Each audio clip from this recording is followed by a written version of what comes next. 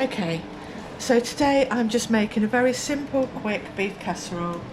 I have some diced beef, not beef and kidney, just plain beef today.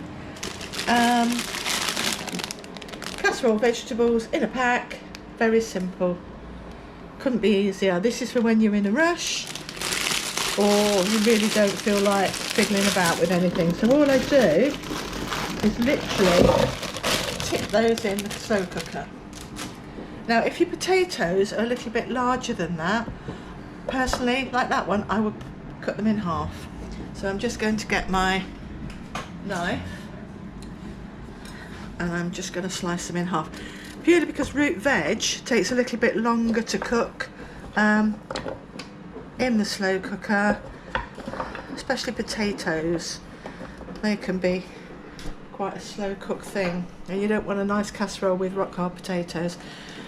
So then I'm going to take my beef and just pop it on the top.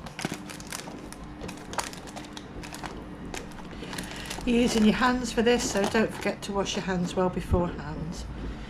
Okay, I shouldn't have to tell you that. Oh, well. Okay, so I've got gravy granules in my jug.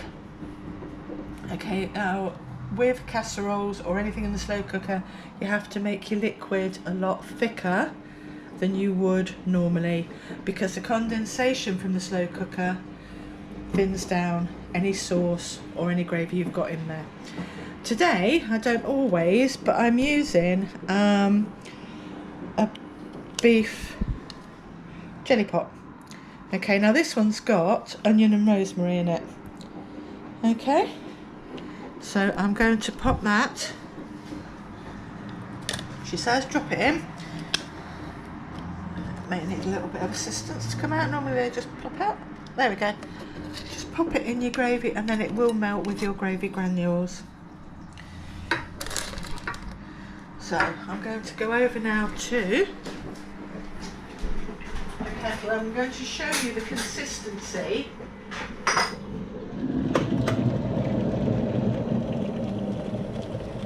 So my kettle tends to spit a bit, so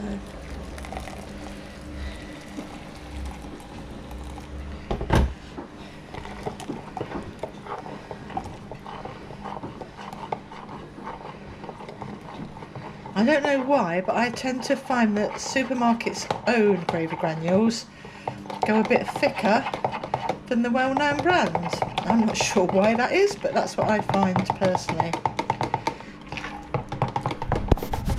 Okay, so you can, as you can see, this is really quite thick. Stirring any lumps out that may occur, getting right to the bottom because it is so thick. And that is the consistency that I would put in, because as I say, all the juices from your meat and veg, the water that comes out of those, the condensation the slow cooker makes will thin that down considerably, and then you're not mucking about with corn flour etc. at the end to thicken up your casserole. Okay, so I'm going to whisk that over.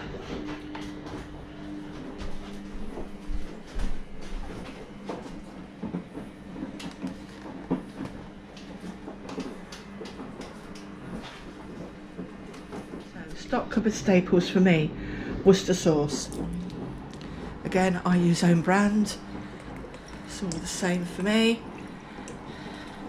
Pop a few glugs of that in. And my old friend mixed spice. Mixed herbs, not spice. Again, a sprinkle of that. I don't add any salt, purely because the salt content in your gravy granules would be more than enough. Otherwise you'd end up with a over salty casserole and it would be inedible and also not doing you any good in the process. So pop that on. Now that may look really thick, but don't worry, when it's cooked it will be a lovely consistency, and as I say, you won't be mucking about at the end trying to get it nice and thick, because you'll end up with water. Okay, so this one I've got on medium. I'm going to pop the lid on now and leave it for about 5 to 6 hours. We'll see how we go. and we'll have a look later. Thank you. Please like and subscribe and give me a share. Thanks. Okay, so it's now just before 6 o'clock, and I'm going to have a look at this. It's been on. So, oh, that looks amazing.